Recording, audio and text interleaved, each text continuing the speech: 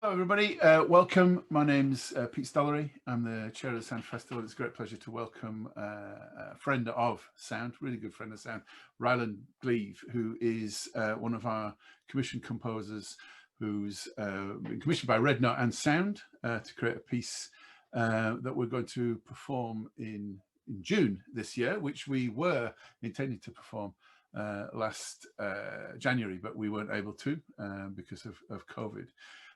So today we're going to talk about this piece.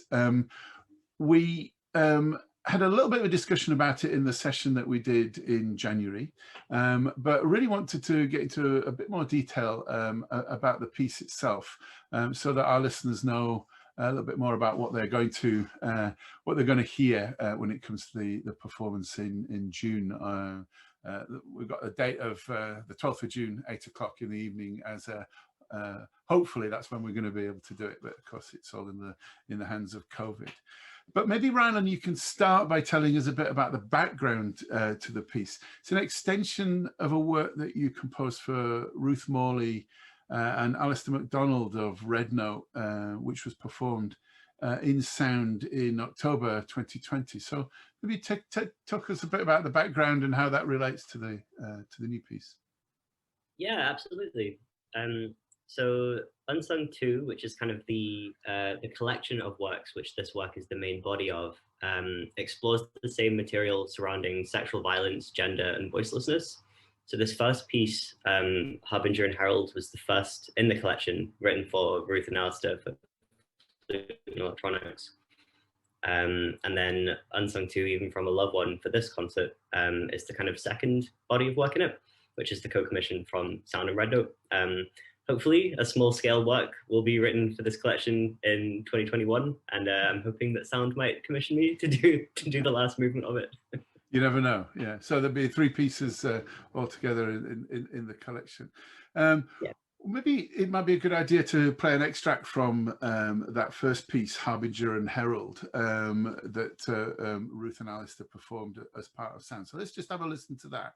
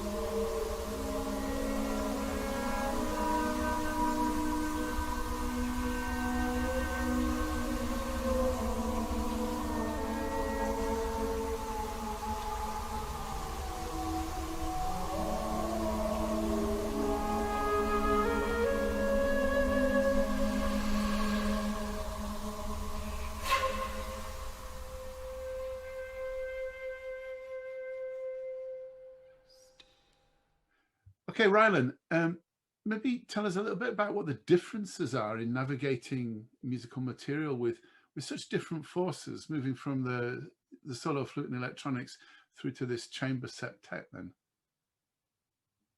Yeah, I think the approach for both was quite different, even though there's kind of a body of text that runs throughout all of the pieces. So the electronic and flute material was developed with my own improvisation and kind of fragments of poetry. And that was quite a collaborative process with Ruth, as we could bring her and Alistair drafts and kind of sketches to try. I think that the role of the electronics also was quite a substantial difference in I guess my orchestration between these pieces, whereas the kind of the septet I think it comes more naturally to me. That's the kind of music that I started writing, whereas electronics feels a little bit more difficult.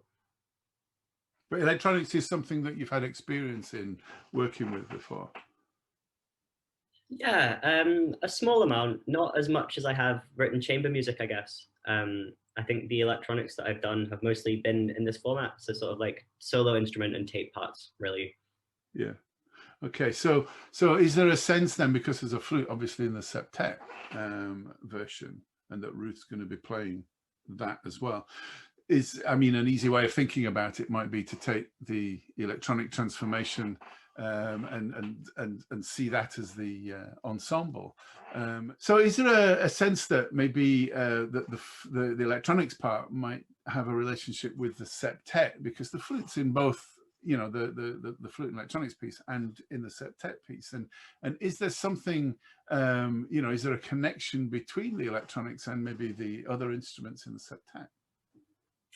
I think there's definitely a connection between the role of the flute in both of the pieces. A lot of the electronics and flute piece was Ruth imitating fragments of my voice. And so there's definitely like that kind of sung feel, that kind of vocal line that runs throughout it.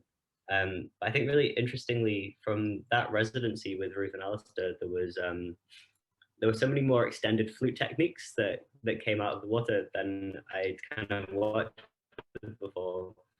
And some of those have definitely made their way into the second one. There's definite material that links, even in terms of things like microtones and how they're approached, and kind of varying air qualities in instruments and key clicks and things like that, which I think they tie those two pieces together more clearly than the role of the kind of electronics and the ensemble. Yeah. I think the one thing I remember about the flute and electronics piece was the kind of obviously taking Ruth's breath sounds and working with those, and breath is so connected with voice, and the title of being unsung, you sing, is all of that connected in a way, and that maybe the flute is a kind of voice like thing for you as a composer? Yeah, I'm naturally really drawn to string writing to emulate voices. Right. I guess because I think for me there's a connection between overpressure and vocal fry, which is quite prevalent in my work in the minute. But I think breath and how we articulate things, whether we're speaking or singing or playing, was a real connection in this. I guess linking into that concept of not knowing how to talk about things. Yeah. Which is why so much of both of those pieces, the roles of the instruments are quite fragmentary and quite fragile, in the sense that they're trying to articulate something. As a composer, I wonder whether we might explore how you navigate the sensitive content of this piece, and how that is how you deal with that as a composer, and maybe how organizations need to deal with things, pieces of music, pieces of creative work that have sensitive content. Yeah, I think due to the nature of the sensitive content, I felt it important to address the topic from the platform that I've been given by sound. Writing these works has been quite a private therapeutic experience, with quite hard work put in to make these difficult reflections sit in a respectful way to myself and the audience, but also to the performers. And I wouldn't want to cause upset or offense by dissecting them in any way. So Unsung One, for a bit of context, was written as a totally private excuse me, piece of music, as to explore these themes in a way from any outside feedback. And that is kind of left where it was. And some of those concepts have been taken from that to bring into Unsung II, which is this kind of current collection of works, which is more refined, and they've been considered more carefully in regard to audience perception, to explore the material in a more mature, less emotionally raw way. So having had the time and support from Sound and from Red Note to work on those pieces over several opportunities, it's meant that I've been able to take a step back and reflect on them, in order to let them speak as pieces of art more articulately. And I do believe it's important for me and for other composers to write authentically and to speak from a place of honesty. But I think I struggled a bit with the January interview because I didn't think it would be helpful for me to overanalyze those experiences. Sure. Yeah, I think I think it's really powerful to know that there's the existence of this piece that only you how you created it and only you have access to it.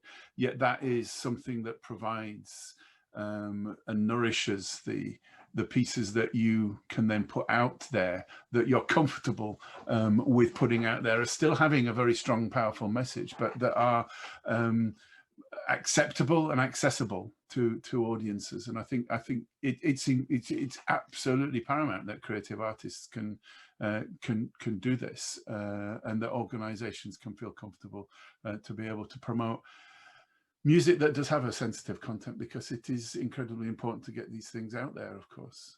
So thank you for doing that, and thank you for your honesty and for your allowing us to get some kind of an insight into these matters.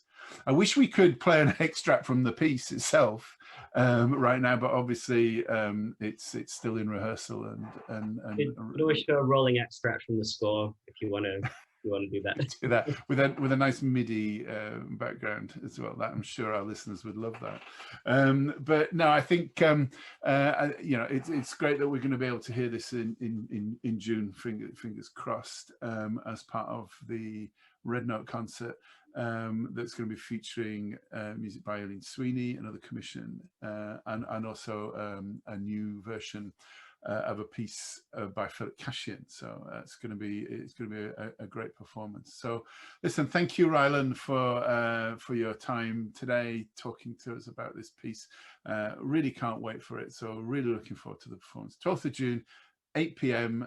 Keep your eyes, everyone, on the Sound Festival website for details of where, if we're allowed to have an audience, it's going to take place, or how we're going to be able to access it online. We're going to be doing both anyway, because we appreciate that people would want to hear this but might not feel comfortable coming to the live event. So we'll make sure that we stream it too. So thanks very much again, Rylan. Thank you. All the best, and we'll see you very soon. Thanks.